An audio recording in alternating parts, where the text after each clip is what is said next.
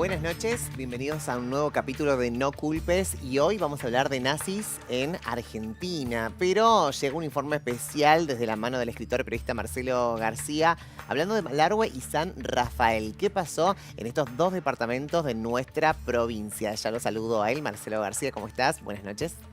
Hola Goga, ¿cómo estás? Buenas Bi- noches. Bien, muy bien, muy bien, muy Un bien. gusto. Un gusto, un gusto. Me encanta tenerte nuevamente acá, porque bueno, sabes muchísimo. Aquellos que te seguimos en Instagram sabemos que se dice el paso a paso, ¿no? De los nazis en Argentina. Y cosa que nos sorprendió cuando vimos y hablamos acerca de Malargüe. ¿Qué pasó allí, Marce? Bueno, mira, esto empezó hace unos Ujú. cuantos años cuando yo, de casualidad, por cuestiones turísticas, fui a la provincia de Mendoza por primera vez y decidí recorrer el Valle del Sosneado, Ujú, un lugar que es una maravilla, natural y que ujú. es súper recomendable para ir. Tenemos las imágenes. Y Ujú. sí, bueno, Sí, ahí ahí estamos. está. Ujú, Ahí está. ujú. No, esto es El hotel. en la zona de, esto es, no, esto es en la zona de Pedro Vargas, es la casa del nazi Paul Eckhart. Esto es cerca de San Rafael, en la localidad Ajá, en la zona de Pedro Vargas. sí. Esto no es del hotel, Ajá. esto es del viaje. Ahí estamos, ahí estamos. Ahí está, perfecto. Bueno, bueno, esto es el camino que lleva desde la ruta 40 hacia el interior del Valle del Sosneado. Esto es una travesía que hice, que tuve la oportunidad de hacer hace mucho tiempo.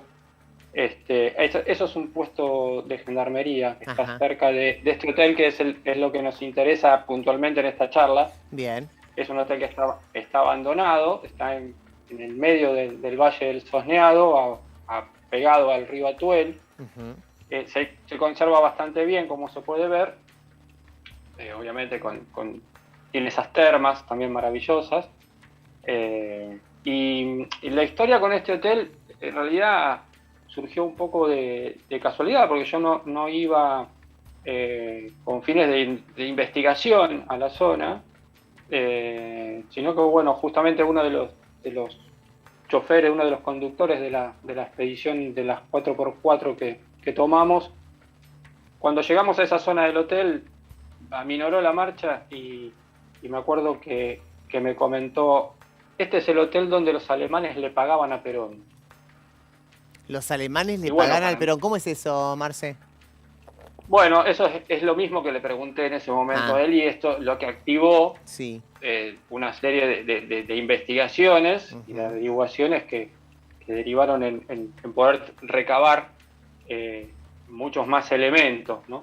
Bien. Es una historia muy interesante porque, eh, para ubicarnos un poquitito, si te parece, Sí. tenemos que remontarnos a cuando Perón regresa de su misión en Europa, concretamente en Italia. Él había sido enviado por el gobierno y por las Fuerzas Armadas a Roma con la cubierta de ser agregado militar en la Embajada Argentina en Roma, pero bueno, obviamente en la antesala de la Segunda Guerra Mundial, que todavía no había comenzado, el objetivo de Perón era eh, observar el panorama, tantear el terreno y, en definitiva, terminar de definir cuál era el bando al que se iban a plegar las Fuerzas Armadas argentinas, que, si bien ya tenían un costado germanófilo y pronazi fascista, Ujú. digamos, querían constatar determinadas cuestiones in situ, ¿no? en el lugar. Así que ese fue el principal objetivo de Perón. Fue enviado, obviamente, por superiores que ya tenían un costado, insisto, bastante germanófilo. Él también lo tenía, y hace muy buenos contactos allá en Italia. Ujú. A poco de empezar la Segunda Guerra Mundial, en 1940, es traído nuevamente a la Argentina, donde tiene que informar del estado de situación, tras haber hecho contactos, insisto, con importantes efectivos del nazismo en Europa, ¿no? Sí. Perón ya venía con contactos importantes del SD, que era el servicio de seguridad que tenía efectivos acá en Argentina, y terminó de hacer esas buenas migas con los alemanes en Europa. Vuelve en 1940, en diciembre de 1940 es asignado al regimiento de montaña, que está ubicado en Uspallata. Ujú. ¿sí? En la localidad de Uspallata, en Mendoza. Ujú. En una primera instancia se lo envía a Perón allí porque un sector no germanófilo de las Fuerzas Armadas pretendió sacarlo del paso, sacarlo de encima, enviarlo lejos, por precisamente las propuestas y las ideas que había traído Perón de plegarse definitivamente al bando de la Alemania nazi, Ujú. ¿sí? En la Segunda Guerra Mundial, cosa que efectivamente las Fuerzas Armadas hicieron de una manera encubierta, pese a la declarada neutralidad que no era tal. Ujú. Bueno, la cuestión es que cuando es asignado allí al regimiento de Mendoza en Uspallata, Ujú. al regimiento de montaña, perdón, coincidentemente o no, en Mendoza sus contactos nazis lo presentan con un personaje que iba a ser fundamental para la historia de Perón, del peronismo en general y para la historia argentina, en definitiva, que era un señor que se llamaba Ludwig Freude, que era un financista alemán. Luego, cuando Perón asciende al poder, es nacionalizado argentino para protegerlo de los aliados que pretendían llevárselo detenido como agente nazi. Este empresario tenía la inmensa fortuna de salir permanentemente adjudicado para realizar las obras públicas del Estado, gracias a, bueno, a su influencia, a sus contactos. Y era un agente, efectivamente, uno de los más importantes agentes al servicio del nazismo en la Argentina. De hecho, muchos lo consideran, o lo consideramos, el embajador en las sombras de la Alemania nazi, ¿sí? Era el custodio de los grandes intereses millonarios, intereses alemanes en la Argentina.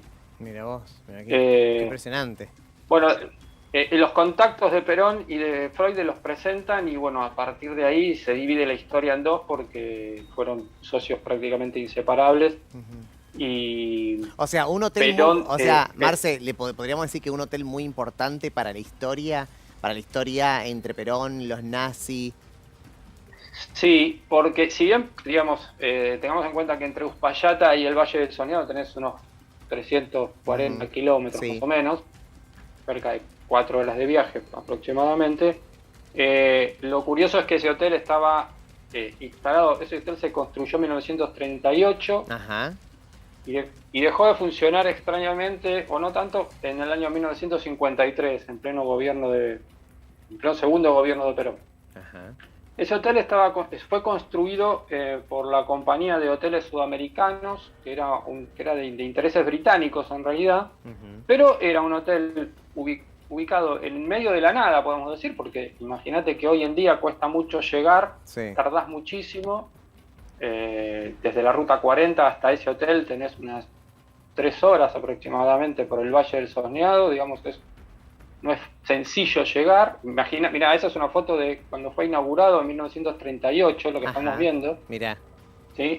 Estas son fotos de Perón en el Regimiento de Montaña. Y lo extraño es que, digamos, estaba puesto a todo lujo, con todas las comodidades propias de los mejores hoteles del mundo en ese momento, y en medio de la nada, ¿no? Era muy poca la gente que iba, hubo más gente en la inauguración prácticamente que en los años en donde turistas podían asistir al hotel, podían visitar el hotel, Ujú. y era un lugar de reuniones secretas y apartadas de la vista de todos los demás, ¿no? Perón llegó a estar ahí y ya te digo, digamos, todo se activó con ese comentario casi como el pasar de un vaqueano, de una persona que cuando yo me puse a hablar, a tratar de indagar mucho más, me dijo, sí, esta historia a mí me la pasó mi padre, se la traspasó su padre, Ujú. que era un vaquiano de la zona y que los veía y sabía de estas reuniones y de estos encuentros en ese hotel. O sea, Marce, podríamos Este, decir que estamos hablando de se inauguró en 1978, casi a final de lo que fue este régimen alemán, ¿no? El régimen nazi. Había no, muchos... no, No. no, todavía, perdón, todavía no había comenzado la Segunda Guerra Mundial. Ah, perdón. La Segunda Guerra Mundial en 1939 activa, Perón está prácticamente un año más en En el Europa 40. y para mediados, finales de 1940, él ya está acá Lo curioso es que, perdón que te interrumpí No, con no, no, no, esto, está bien. lo curioso de las fechas es que, digamos, hay documentación, pese a lo que cuenta la historia oficial, esto justamente también lo cuento en uno de mis libros, hay documentación probatoria sobre el comienzo de la relación entre Juan Domingo Perón y Eva Duarte. Sí. Todos sabemos después qué pareja formaron para la historia argentina. Justamente en 1941, tengamos en cuenta que Perón llega allí en diciembre de 1940. Insisto, hay documentación que prueba que Perón y Eva se conocieron al menos en 1941 a través de sus relaciones nazis. El principal en esas relaciones era justamente el financista Ludwig Freud, del que hablábamos hace un rato. Digamos que es como que es un rompecabezas que encaja perfectamente, ¿no? Sobre todo con documentación que hay de las fechas en las que se conocieron Perón y Eva, siendo los dos, esto es así, agentes funcionales a los intereses del nazismo en la Argentina. Mirá vos. Digo, lo que vos me estás diciendo no me cierra, digamos, con la imagen de Perón y de Evita, o la imagen que dieron acá en la Argentina. Digo, no me... Esta cosa de popularidad, no de ayudar al más necesitado, de la no discriminación. Sería como una antítesis lo que me estás diciendo, Marce. Mirá, trato de ir por partes, y que no sea aburrido de mi parte, digo, el comentario, que no se haga muy extenso. Digamos, la historia oficial presenta al primer encuentro entre Perón y Eva en el Luna Park en Buenos Aires, en un festival a beneficio de las víctimas del terremoto de San Juan en 1944. Pero ese encuentro fue una pantalla, una presentación armada, una escena montada, porque ellos ya se conocían y tenían una relación, además, personal, sentimental, desde bastante tiempo atrás. La documentación que yo he podido encontrar y que manejo indica que al menos desde 1941 ellos eran agentes que colaboraban de distintas maneras, de distintos ámbitos, con la organización nazi local.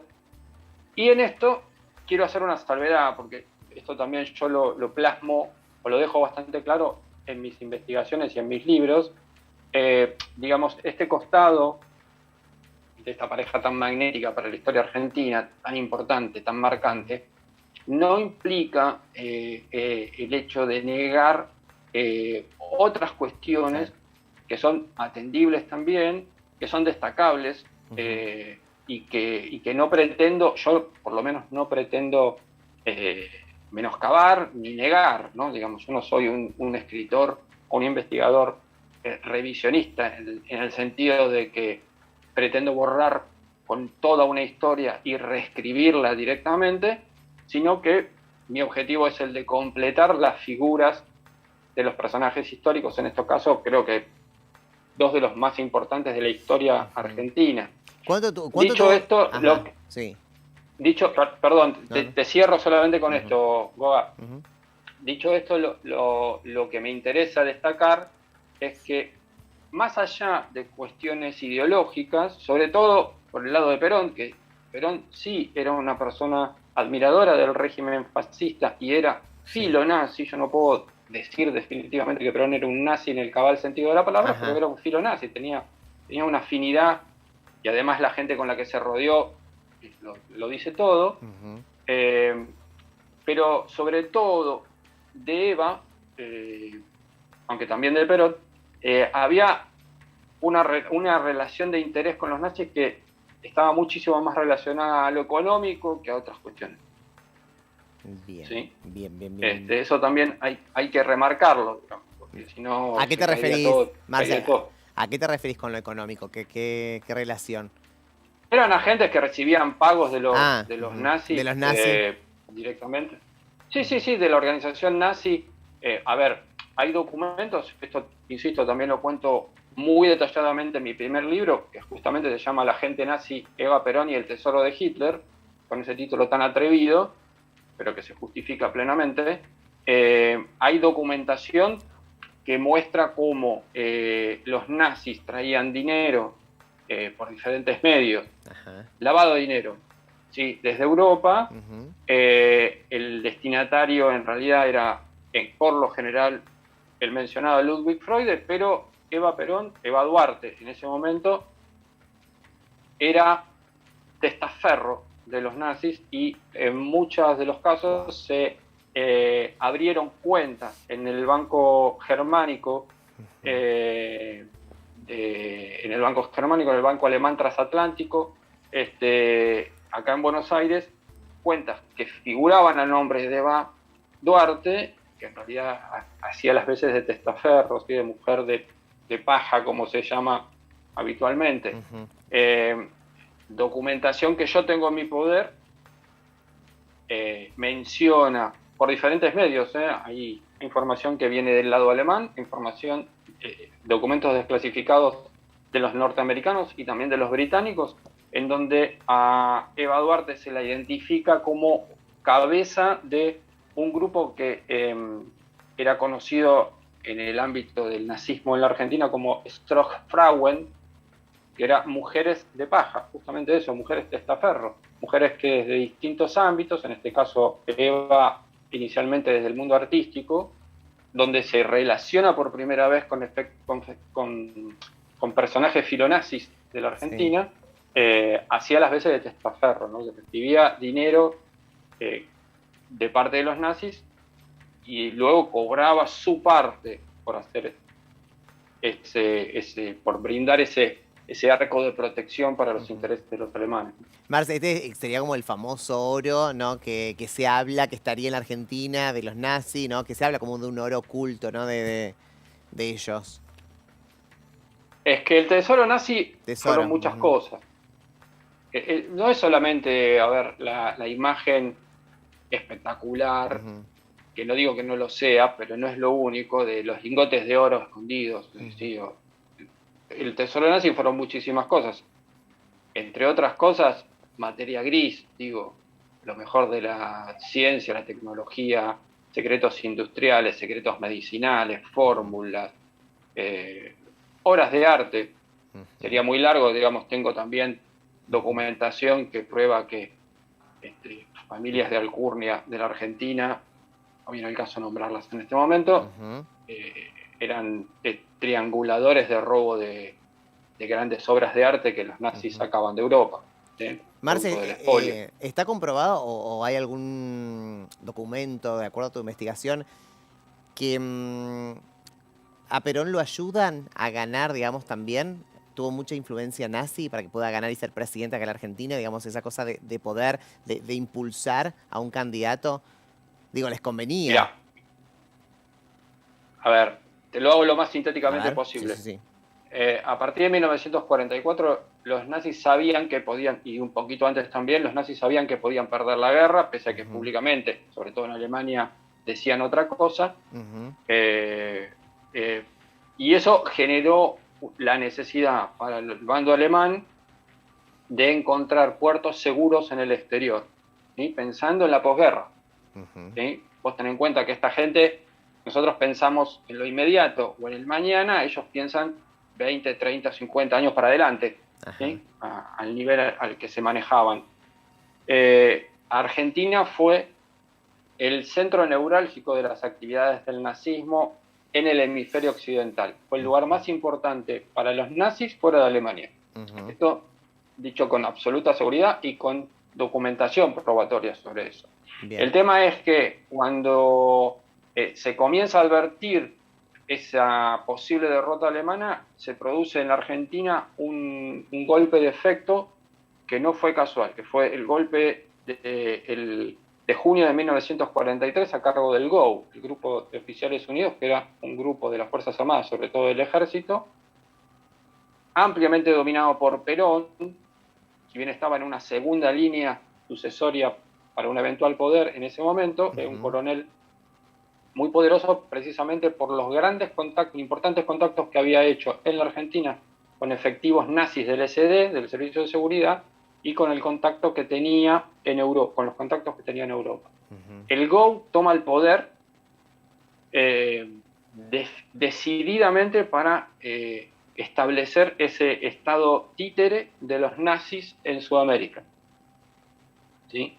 Y el proceso se va acelerando cada vez más hasta arrimar a Perón lo más posible a la primera línea de sucesoria del poder, y esto queda demostrado con el golpe al golpe que da Farrell, Sí. dentro de esa misma, en 1944, que lo ubica a Perón ya en un lugar de expectante por cualquier situación que se diera. Estamos pensando que ya en 1944 Perón era vicepresidente de la Nación, ministro de Guerra y secretario de Trabajo y Previsión. Dominaba todo. Dominaba las Fuerzas Armadas, dominaba la política y dominaba los sindicatos. Todo. Era el hombre más poderoso de la Argentina, era el hombre que más contactos con los nazis tenía, era el hombre que más afinidad tenía con las ideas fascistas que había visto en la Italia de Mussolini cuando estuvo asignado allá, y era filonazi. Digamos, no tenía ningún inconveniente en plegarse, incluso por cuestiones económicas, al bando del nazismo. Cuando la situación se torna insostenible para los nazis en la guerra, la derrota era inevitable a la vuelta de la esquina, se produce un hecho que la historia argentina lo pinta de una manera romántica, y los documentos demuestran que fue de otra manera, que fue el 17 de octubre de 1945. ¿Sí?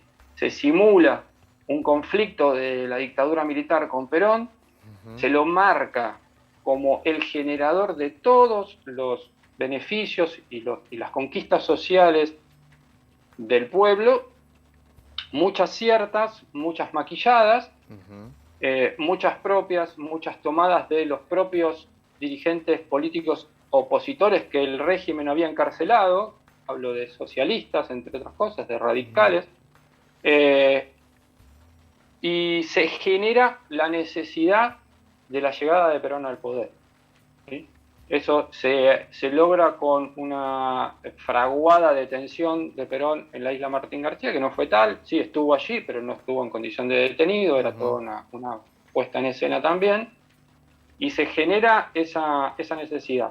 ¿Sí? Se amenaza con que el reemplazante de Perón, que era Fentanes, el designado, iba a barrer con todas esas conquistas sociales. Entonces se producen dos cosas. Un efecto natural en la gente, en los seguidores del coronel Perón, que en parte deciden salir a la calle, pero la gran mayoría del movimiento que se produce callejero para reclamar por Perón es organizado, ¿sí? Por sindicatos que no era la mayoría, que se pliegan a Perón, con inyección de dinero del nazismo para lo que va a ser ese proceso, y luego la campaña presidencial y la campaña electoral que lo va a llevar a Perón al poder. ¿Sí? Entonces se genera esa necesidad, y una semana después, la misma dictadura que lo encarcela en la isla Martín García lo hace salir victorioso al balcón y se dan un abrazo con Farrell. El mismo que una semana previa lo acusó de todo, lo presenta como el salvador de todo. Eso fue un intento que no muchos supieron ver de la dictadura por perpetuarse, por seguir en el poder con formas mucho más amigables, digamos, insertándose en un sistema electoral que no necesariamente era democrático, electoral, por medio del cual Perón llega al poder. La campaña presidencial hasta las elecciones es financiada directamente por Ludwig Freude. Hay documentos que hablan de una cifra estimada en torno a los 82 millones de pesos de ese momento, que era una fortuna incalculable para propaganda, para lo que fuera que hubiera que hacer para que Perón llegara al poder. Wow. Bueno, y llega al poder. ¿Esto los benefició? Bueno, el tema de la llegada de Perón al poder tiene dos lecturas. ¿Sí? Llega un momento en el que Perón se encuentra ante un camino bifurcado. ¿Sí? Perón le hizo una mala lectura de la situación, porque entendió él que con los nazis derrotados en los campos de batalla, los nazis iban a estar necesitándolo a él. Claro. Y eso fue una lectura equivocada, porque los nazis habían perdido la guerra en terreno, ¿sí? En el campo de batalla, como decía, pero en cuestiones financieras, en cuestiones económicas, en cuestiones tecnológicas, en cuestiones de negocios, incluso con los aliados vencedores de la Segunda Guerra Mundial, los nazis habían ganado, ¿sí? Y ganaron tanto como para lograr acuerdos que permitieran a los más altos jerarcas, y en esto incluyo a Hitler, pudieran escapar a Occidente, protegidos precisamente por los ganadores de la Segunda Guerra Mundial. Los norteamericanos y los británicos protegieron más nazis y dieron refugio a más nazis que la Argentina. Pero el error que comete Perón, error entre comillas, como quiera verse, es que en ese momento él creyó que podía meter cuña en un mundo que claramente era bipolar, dividido entre el comunismo de la Unión Soviética y el capitalismo de los norteamericanos, y eso no fue aceptado. Esa famosa tercera posición del justicialismo no iba a ser aceptada. Y mucho menos cuando Perón traiciona a los propios nazis. Porque lo que hizo Perón fue quebrar su promesa ante los jefes nazis de posguerra de preservarlos, mientras que en realidad nacionaliza todos los bienes alemanes en la Argentina, los deja sin nada. Y eso lo tomaron los alemanes y nazis de posguerra como una auténtica traición, que de hecho fue eso. Incluso Eva Perón tenía mucha mejor relación con los nazis que el propio Perón. Y eso queda demostrado cuando muere Eva Perón en 1952, que a Perón se le cae toda la cadena de favores del nazismo, y eso va a llevar a una debacle, a una bola de nieve que se va a ir agrandando hasta 1955. No estoy diciendo que los nazis de posguerra voltearon a Perón. Participaron de los movimientos que llevaron también a la caída de Perón. Por traición. Bien, digo, ¿ya en esa época ya había muchos nazis en la Argentina o cuántos se aproximan que llegaron en la época de Perón? Mira, la época de Perón llegaron, pero esto literal, ya tengo el listado, pero no tengo en este momento el detalle fino, pero fueron miles. Y cuando te digo miles, te digo, a ver, uno está pensando, pero ¿cómo? Si los jerarcas nazis no eran miles, si los alemanes no eran miles, no. Llegaron, bueno, ahora te cuento un poco de este documento. Bien. Pero para resumirte esto, te digo, digamos, Perón habilitó la entrada de nazis, que no solamente eran de Alemania, ¿sí? Croatas, italianos, españoles, o sea, fascistas en general, ¿sí? Fueron de primera, segunda, tercera línea y gente totalmente desconocida también. Si querés, te cuento un poco de esa lista que mostraron recién. Había una variedad entonces ¿Cómo? Había una variedad. Sí. Había una variedad. Exacto. Claro, exacto. Y ojo, no todos, y esto también hay que aclararlo, no todos los alemanes, sobre todo, que profesaron de alguna manera simpatías por el nazismo, eran todos criminales de guerra los que vinieron. No eran todos criminales de guerra. No, Hubo muchos técnicos, muchos científicos que, digamos, bueno, indudablemente igualmente estaban plegados a las ideas del nazismo, pero que no tuvieron una directa implicancia o relación con matanzas, con exterminio, con el holocausto. Digamos, no estoy justificando nada, pero estoy haciendo la diferencia nada más. Y no solamente, digo, en esto corregime si me equivoco, porque lo que hemos visto, no solamente se encontraron en Bariloche o en el sur de Neuquén, ¿no? Porque la mayoría enfocaron un momento ahí, ¿no? Que allí podría estar Hitler, ¿no? Que allí estaban los nazis, los seguidores, o la gente más importante, más fuerte. Sino lo que vemos acá también, de acuerdo al documento que trajiste, que se distribuían en toda la Argentina, que habían como lugares secretos, ¿no? Puntuales. Sí. El nazismo tuvo primero ubicarnos y saber que el partido nazi, Partido Nacional Socialista, tal como funcionaba en Alemania, replicó todas y cada una de sus organizaciones aquí en la Argentina, todas. Hasta la Gestapo funcionaba en la Argentina. ¿Sí? Esto está documentado, no es leyenda, ¿sí? No estoy lucubrando, digamos, una teoría. Bien. Está documentado. ¿Sí?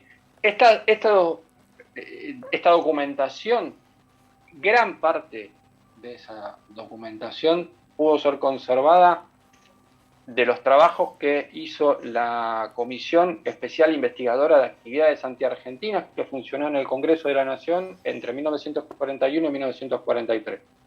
Un grupo de diputados, sí, claramente antinazis, que ya venían investigando previamente. En 1937 ya habían comenzado investigaciones sobre las actividades del nazismo en la Argentina, hasta que consiguen que en 1941 se habilite esta comisión especial investigadora que se encargaba de investigar por su lado y de recibir denuncias de diferentes partes del país sobre gente común, incluso, que denunciaba las actividades del nazismo.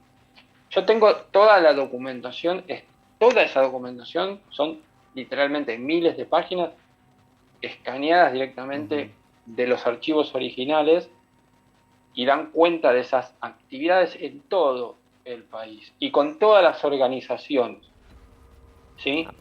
Y hay un detalle, digamos, que en 1939, sí, poco antes de empezar la Segunda Guerra Mundial, el gobierno argentino decide prohibir las actividades del partido nazi en la Argentina, como tal, ¿sí? Con el nombre de partido nazi oficial acá en la Argentina.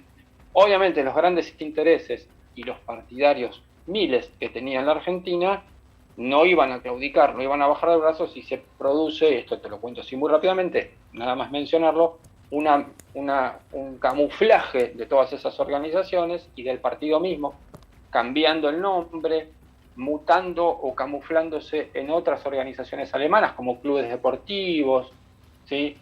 Asociaciones culturales, escuelas alemanas, en donde esos efectivos nazis seguían realizando sus tareas, sí, pero bajo otra cubierta, ¿sí? Bien.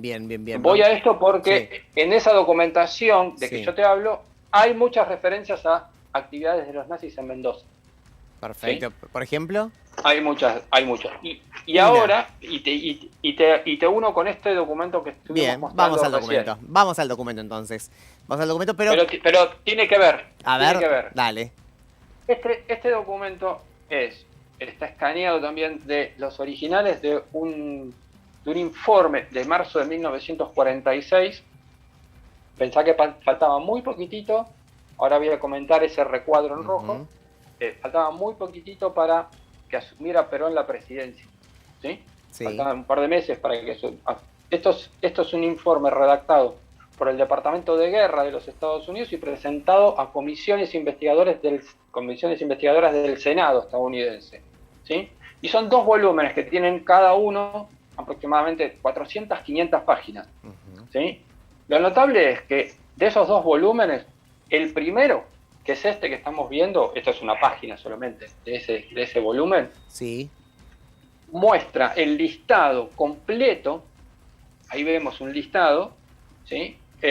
Imagínate esto multiplicado por 400, 500 páginas, el listado completo de, por un lado, los nazis afiliados al partido nazi, sí, esto es afiliados con número de carnet, la columna que está al extremo izquierdo es el número de afiliados con el que figuraban, de los Estados Unidos y de Argentina, nada más. ¿Sí? Vos pensás que todo ese volumen, más de la mitad, ¿sí?, son de nazis en la Argentina, afiliados al partido nazi. Fíjate que ahí en el cabezado dice Argentina. Yo puse un detalle de esta página por una persona que figura ahí abajo, que nos va a dar pie, si querés, para contar la otra parte de esta historia en esta charla que estamos teniendo. ¿Sí? Y el otro volumen, de también cerca de 400 páginas, era sobre todos los afiliados del resto de los países de América. Pero eso, bueno, no nos interesa en este momento. Wow. En este listado que estamos mostrando ahora, si se amplía un poquitito, se va a ver un recuadro en rojo donde está lo vemos. ¿Cómo? Sí, lo vemos, ahí lo vemos, que dice Paul. Bueno, está destacado una persona que se llama Paul Eckhart. Ajá. ¿Sí? Y esto, si te parece, lo uno directamente con las otras imágenes que habíamos empezado a ver, que Dale. es la casa de Paul Eckhart. Muy bien, vamos ¿Sí? Entonces a la casa. Acá estamos viendo una casa. Sí. Está en este momento, está así, este es el estado actual de la casa, queda en la zona de Pedro Vargas, cercana, pegada a San Rafael. Sí. ¿Sí? Esta era la propiedad del nazi Paul Eckhart. ¿Sí? Ahí la estamos recorriendo. Vemos que primero tiene una extensión de terreno importantísimo. Segundo, bueno, acá voy describiendo lo que vamos viendo. Vemos el ancho de las paredes, la construcción de las paredes, era prácticamente un búnker. ¿Sí? Y adentro todas las comodidades que pudiera llegar a tener, los techos de madera, a dos aguas, tenía chimenea, tenía muchísimas habitaciones, chimeneas en distintas habitaciones, tenía un garage que vimos hace unos segunditos afuera, muy amplio para muchos vehículos. Era una propiedad importante, totalmente equipada, ¿no? Pero lo notable es el entorno de esa casa, ¿sí? Que, insisto, es de este hombre que figura en ese documento, habitante de esa zona. El entorno, vos fíjate que tiene un bosque muy denso, muy pesado, que tiene una particularidad. Está plagado de pinos que no son árboles típicos de esa zona, ¿sí? En donde lo habitual, sobre todo en esa zona de San Rafael, ahí vemos pinos claramente, digamos, los árboles típicos, naturales de allí son los álamos, ¿sí? Ese bosque, fíjate lo que es la parte de enfrente, mucho más pelada, y esto que es la propiedad en sí, la entrada a la propiedad que estamos viendo, es como amurallada por un bosque que está puesto artificialmente, ¿sí? Acá vemos un camino de árboles, ¿sí? Que está desde la tranquera de la puerta, esto que vemos acá, y todo ese sendero lleva hasta el fondo de la casa, son como 50, 60 metros de entrada protegida hacia la propiedad, ¿sí? El lugar era claramente un lugar de refugio, ¿sí? Y esto, ¿cómo surgió además del documento en donde figura Paul Eckhart como afiliado nazi, porque era alemán, solamente podían en la Argentina y en el resto del mundo afiliarse al partido nazi los alemanes nativos, ¿sí? Los que no eran alemanes nativos, o sea, descendientes de alemanes o argentinos inclusive, que profesaban las ideas nazis, no podían afiliarse, por eso no están en esa lista, pero sí figuraban en las listas de los llamados Opferring, ¿sí? Opferring traducido significa anillo de sacrificio, que era aportantes económicos, ¿sí? A la causa de los nazis. Prácticamente era como pagar una cuota social a un club, entre comillas, por decirlo de alguna manera, que les daba acceso a las actividades del nazismo. Obviamente tenían que colaborar de la manera que pudieran, ¿sí? Por eso los nazis en la Argentina eran mucho más que los que figuran en esta lista, que son cerca de 1.500, que no son pocos, ¿sí? Wow. Y en esa lista figura Paul Eckhart, ¿sí? Ahora, en esa lista de Paul Eckhart, donde figura Paul Eckhart, en esta, ahí figura un domicilio que no es ese, figura un domicilio comercial, ¿sí? Y el domicilio comercial estaba en, digo la calle nada más, no voy a decir la altura, ¿sí? En la localidad de San Rafael, en la calle Godoy Cruz. Yo no sé si las tienen a mano, yo les he compartido unas fotos del solar de esa dirección en la actualidad, ¿sí? Bueno, acá seguimos recorriendo la casa de Eckhart. Perfecto, y claramente se ve lo que estás relatando, ¿no? Esta cosa de privacidad, de ocultarse un poco. ¿Sabía que si volvió a hacer su vida, tuvo familia, descendientes en San Rafael? Bueno, respecto de Eckhart, yo estoy en pleno proceso de investigación lo más exhaustiva que se pueda. Digamos, estas cosas a veces surgen medio de casualidad. Este caso no es la excepción, surgió así. Y digamos, estoy en ese proceso de tratar de descubrirlo un poco más, ¿sí? Lo tenemos identificado en un documento norteamericano como afiliado nazi, ahí están incluso las fechas de afiliación, de nacimiento, la ocupación, ¿sí? O sea, era inicialmente un empleado que después pasó a tener su propia empresa, que también estoy tratando de encontrar más detalles, ¿sí? Mirá vos, Marcelo. Marcelo investiga, ¿eh? Ojo con Marcelo, quiero decir, ojo con Marcelo, trae toda la info, y uno que lo sigue en Instagram, la verdad es que es muy cautelosa la información que nos das Sí. o que brindás a través de tus redes sociales. Me imagino la de tus libros, no tuve la oportunidad de leerlos, lo voy a tener más adelante, pero la verdad es que seguís paso a paso. Esto es muy interesante lo que hablaste en el programa de hoy. Te tengo que cortar por falta de tiempo, pero ¿sabés qué, Marce? Vamos a tener una tercera parte seguramente. Sí, vas a estar nuevamente acá en No Culpes, porque hay que seguir investigando y hablando de esto, Nazi, porque te vuelvo a repetir, a nosotros como sociedad, ¿no? Como mendocinos, nos sorprende esto, porque uno lo tenía relacionado más con Bariloche, con el sur. Y digo, no, estaba acá, cerca nuestro estaba todo esto, ¿no? Sí, estaban en, ya te digo, en muchísimos lugares del país. Tengo documentación de prácticamente toda la Argentina con presencia de los nazis. Ahí está, Marce, te quiero agradecer. No, a ustedes, a vos. Un placer, como siempre. Conversar con vos es, digamos, súper ameno, muy agradable. No quiero dejar de mandarle un saludo muy especial a Juan Pablo. Ajá. Nuestro productor. El productor, él sabe, y le mando un fuerte abrazo por el don de gente realmente que es. Lo hago extensivo a vos, obviamente, y a toda la gente del canal, que realmente me tratan súper bien, y para mí es un placer, y cuando quieran, combinamos y seguimos la charla. Mira, ¿quién te dice que por ahí organizamos un vivo para el Instagram del canal y seguimos hablando de todo esto, ¿no? Porque me parece súper interesante. Te mando un beso, Marce, gracias. Otro para vos. ¿Cuántas cosas pasan, ¿no? En nuestra Argentina, en nuestra provincia? Bueno, un poco revelando esto, ¿no? De los nazis, la Argentina, la época de Perón. Ya están nuestras redes sociales para que puedas participar y comentar, obviamente, del programa de hoy, de esta noche.